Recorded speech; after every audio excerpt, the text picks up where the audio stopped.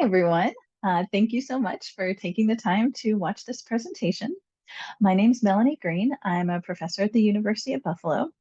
And today what I'll be talking to you about is the kinds of immersion that people can have in different media of narratives. So in particular, thinking about the possible similarities and differences between getting engaged in a more traditional way through a book or through a more modern way, such as virtual reality.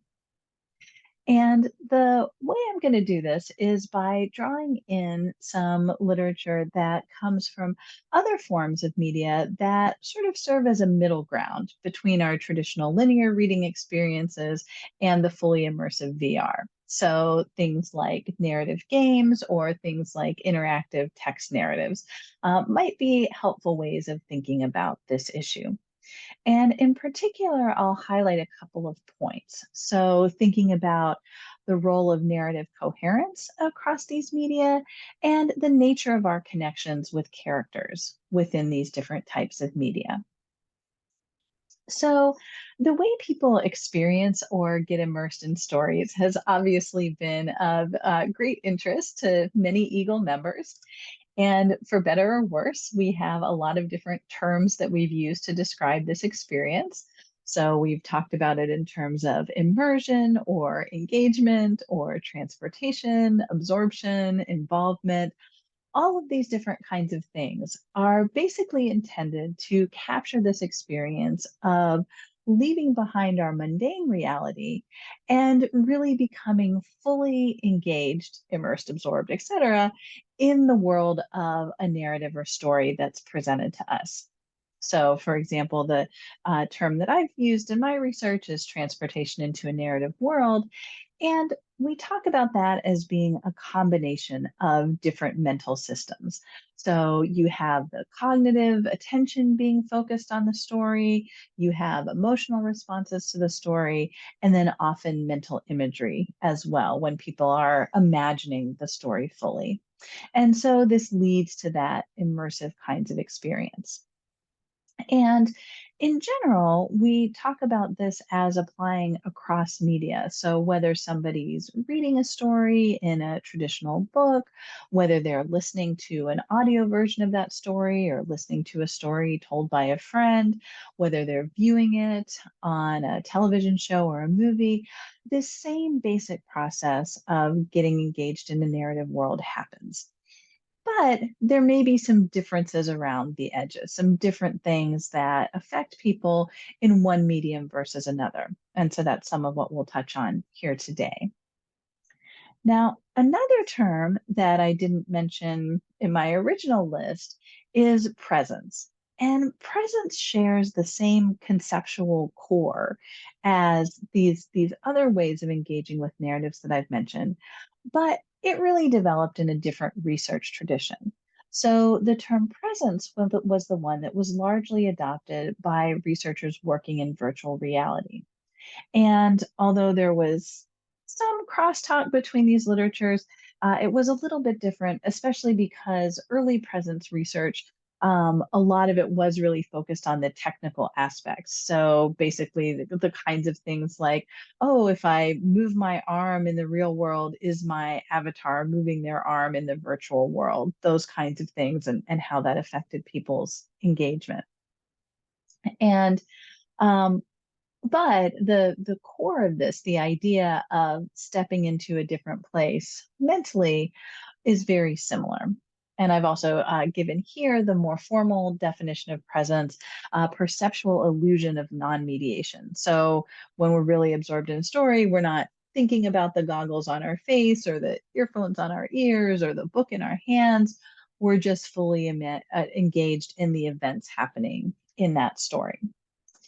And I should mention that although the research traditions of absorption, transportation, and so on developed somewhat differently from the research traditions along presence, there's been some very interesting recent theoretical work trying to combine these literatures by really digging into the psychological underpinnings of them. So this is work by Pianzola and others, and I believe this will be covered in one of the other talks in our symposium.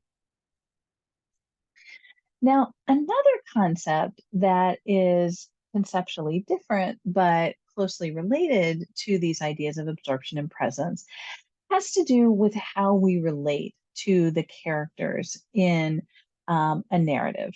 And the most common way of thinking about this, or one of the most common ones, is identification. And this is the idea that in some cases, we take on the perspective of a character. We put ourselves in that character's shoes. We adopt their goals. We think about things the way they would within the story. And this is a common thing that happens when individuals read narratives. Now, there's lots of ways we can connect with characters within narratives, so there's a number of related concepts. So sometimes we might just like the characters, sometimes we might experience wishful identification, which is having a character that you admire and you want to be like, so maybe a superhero or something like that. We might have parasocial interaction with characters where we consider the characters to be like friends. And then coming from the VR side, people also talk about social presence, where we think about the other, either characters or real people in the virtual world, as being actually there, someone we can interact with. And um, these types of character connections are often closely related to the level of immersion. So things like presence and transportation talk about being involved in the story world as a whole. Identification in these other terms are more closely focused on the characters. And so this is actually an area where I think some interesting differences might emerge more so between VR and other forms um, of, of conveying narratives, as we'll talk about in a moment. So, there are several distinctions that we can make between the kinds of experiences that people have in virtual reality versus text narratives. And so I'll talk about each of these in a little more detail. But one is the level of sensory input that these media provide. A second is the role of the reader or the player agency in the experience and how that might relate to absorption. And then third, as I alluded to with the discussion of identification, what are the different ways that we can connect with characters when we're in the virtual world? So a first important difference between virtual reality and text narratives is the sheer amount of sensory input. So one of the things that VR is really, really good at is creating really a physiological sense of immersion. And I think one of the best examples of this is illustrated by the picture that I have here on the screen, which is a really common, popular virtual reality demonstration. And what this demonstration does is that when you're in this virtual world, you simply have to walk out onto this plank, the little piece of wood shown here. But in the virtual world, it looks like you are many stories up. And this plank, may or may not be that stable. And there's other versions where you're walking on the plank in the jungle over a big pit. But either way, the experience is one that really makes a person's body feel like they're under threat. Some people stand on the edge and they can't bring themselves to walk out, or they wobble. Sometimes they even fall over. But all the while, they're actually standing on a solid floor. And they know at some level they're standing on a solid floor. But the physiological automatic reactions to that experience can be very, very strong in a way that is probably much less common with text. Even a really exciting mystery or a scary novel, it might get your heart beating fast, but not necessarily to the same extent that this VR does for people. And because it's so sensorily encompassing, it may be more difficult to do what Hartman and Fox have termed cognitively reappraised. So if we're reading a scary book, sometimes we can remind ourselves, oh, it's just fiction. But it appears to be a bit more difficult to do that in VR because it's so directly connecting with people's senses. Okay. A second potential difference and a potential challenge for having narrative immersion in particular in VR is the tension between allowing people agency, which is part of the appeal of a virtual world, oftentimes, that you get to explore it, you get to move around, you get to control things. But then what does that do to the story that people are experiencing? And I want to take a step back here and say that there's lots of different applications of VR, and there's probably going to be even more and more as the technology develops. And not all of these are narrative. And in fact, probably most of them aren't narrative. So VR can be used for virtual meetings, virtual classrooms. It can be used for a lot of different kinds of games that don't involve stories. Like, okay, maybe you just have to, shoot as many spaceships as you can or earn points some other way, those kinds of things. Um, those are all ones where people can experience presence, can have some type of immersion. But the particular case that I'm interested in is when you have a narrative that is being conveyed in VR, such as through a narrative game or other kinds of experiences like that. And so, in those kinds of experiences, we have a challenge. And the challenge is that oftentimes these applications are trying to combine two different kinds of mechanics of engagement. So there's maybe a game mechanic that people have a goal that they're trying to reach to win the game or solve the puzzle, but then there's also a narrative surrounding or encompassing that. And so sometimes those two things might be competing with each other or challenging each other. Now, I've just talked about narrative for a few minutes just to make sure we're all on the same page. Haha, no pun intended. I just want to mention the definition of narratives that I'm using here is one that I've adopted from Michael Dahlstrom's work. And he specifies that there tend to be three primary elements of narratives. So narratives have characters, they're about someone or a group of someone's. They have temporality, they share a series of events that occur over time. And they have causality. Those events are related to each other in a cause and effect kind of way. Um, Obviously, especially here at IGEL, there's going to be other definitions and perspectives on narratives, but just to give a basic definition of what I'm talking about here. And one of the features that seems to play a role in being absorbed or transported into a narrative is narrative quality. So to put it in a more simple way, people are more absorbed in good stories than less good stories or bad stories. Then, of course, comes the question, what makes something a good story?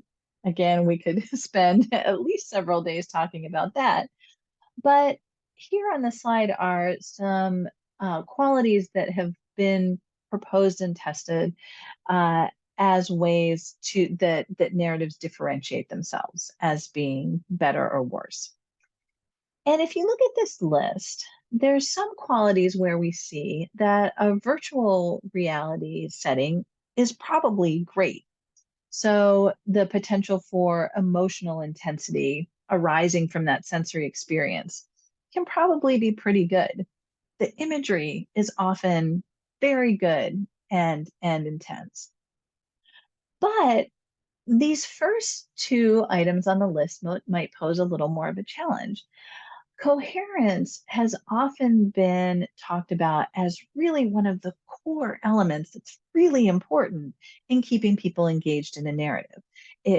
Having a story that fits together well helps people build a clear situation model. It aids in their mental simulation of the narrative. Bassell and Bailenson likened it to needing to keep a track being built so that the narrative train could keep moving smoothly along. So coherence seems to be really key. Character development also very important. But both of these things can run into a little bit of challenges when we're talking about virtual worlds. So if we think about coherence, one of the challenges again is a tension between allowing people agency, allowing people choice and movement within a virtual world, but yet can there still be a coherent storyline? Okay. And if there's not, if the story is less coherent because people are participating in sort of building that narrative and exploring the world themselves, what are the consequences of this? Does this harm immersion into these kinds of media? And interestingly, there's a couple of pieces of evidence that suggest that maybe that's not so much of a problem. Okay. And one piece of evidence comes from work on interactive narratives. So, the work that colleagues and I have done on interactive narratives have done it looking at text narratives where individuals have choices within the story of where the story can go. So, very analogous to the choose your own adventure novels that many of us are familiar with from childhood. So, okay, if you want to open this door, turn to page X. If you want to run away, turn to page, 17, those kinds of things. And what we found in our studies is that actually the transportation level that people report is very similar across traditional and interactive versions of a story. So having that choice, having that agency, as long as it's within somewhat of a narrative frame, potentially is kind of okay. All right. Some other evidence that we have comes from the studies that my graduate student Irina Andreeva and I have been doing on what are called actual play narratives. And actual play refers to a genre of podcasts or web shows where people basically play tabletop role-playing games like D&D, Dungeons and Dragons for an audience. So the actors are acting out characters, they're playing a role in an overarching story, but the events in that story are determined in part by chance. They're literally rolling dice to see what happens. And so an issue there is that sometimes what happens is the story can totally diverge from where it seemed like it was going. So a main character might be killed or a quest might be completely derailed in ways that you wouldn't normally see in a traditional narrative. And so among the questions that we were interested in is how do people respond to this? And so we did a survey of people who are viewers of these types of programming, and we asked them to recall one of these disruptive moments when the dice roll really kind of, you know, threw everything off kilter from where the narrative seemed to be going. And we asked them about how that affected their enjoyment and their engagement in the show. And what we found was that generally people reported that no, it was fine, didn't affect their absorption. They were still engaged in it. And one of the things that we think may be going on here is that they may have flexible expectations. They may feel like, okay, I know that this is a possibility. And so that kind of provides a buffering against the lack of narrative coherence or reduced narrative coherence. So it may be that the expectations of virtual reality viewers or players may help maintain the engagement because they sort of recognize that things may go a little differently. There may not be a totally linear storyline. Second element is connections with characters. So one of the things that virtual reality can do, kind of similar to the sensory um, overload, is that virtual reality can really engage people by giving them an avatar. So, what is their representation in that virtual world? And there's some really neat research by Yee Bailenson and his colleagues. And what they found is that the appearance of avatars can affect our behavior. So, and they've called this the Proteus effect. And so what they found is things like if people have taller avatars, they negotiate more aggressively. If they have more attractive avatars, they act more extroverted. And the interesting thing is that this happens in the virtual world, but these effects also continue into the real world when people are interacting afterwards, which is kind of amazing. And so this seems to be a relatively automatic effect where people are taking on the characteristics of their avatars. So it's like even more in depth than identification.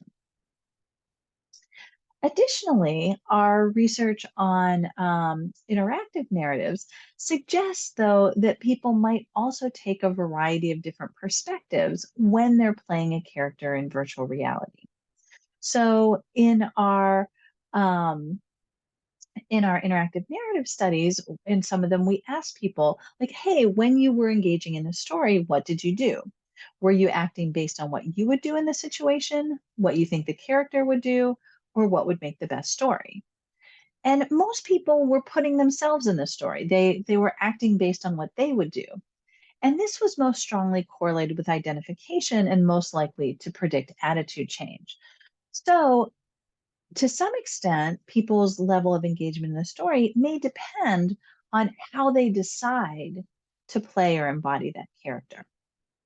Another example, and I'll speed up here at looking at the clock, is we did a virtual reality study trying to see if embodying a character of a different gender would affect people's gender biases. This was part of a broader study looking at trying to improve attitudes toward women in science.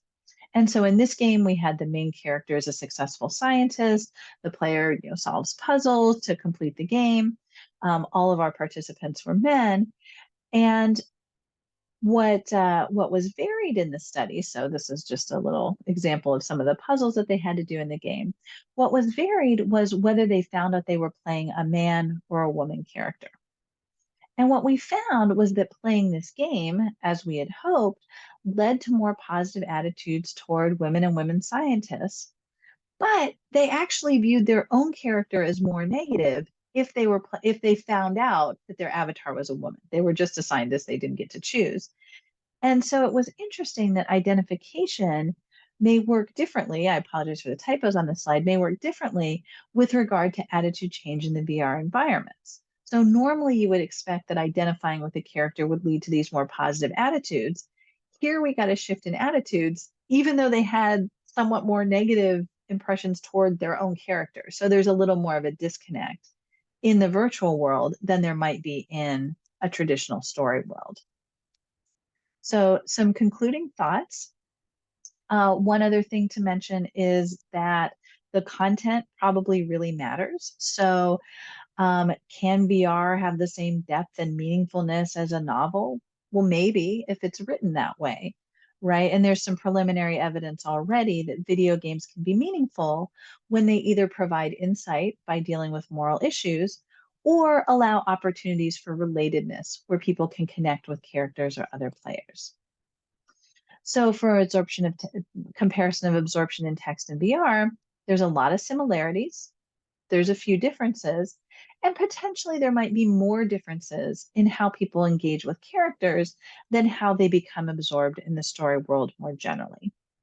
Another question for future research, we know there's some individual differences that matter for people's responses to text and even interactive narratives. How do these individual differences affect our engagement in virtual worlds as well? A lot of exciting new directions in this area. I thank you for your attention and look forward to talking further. Thank you so much.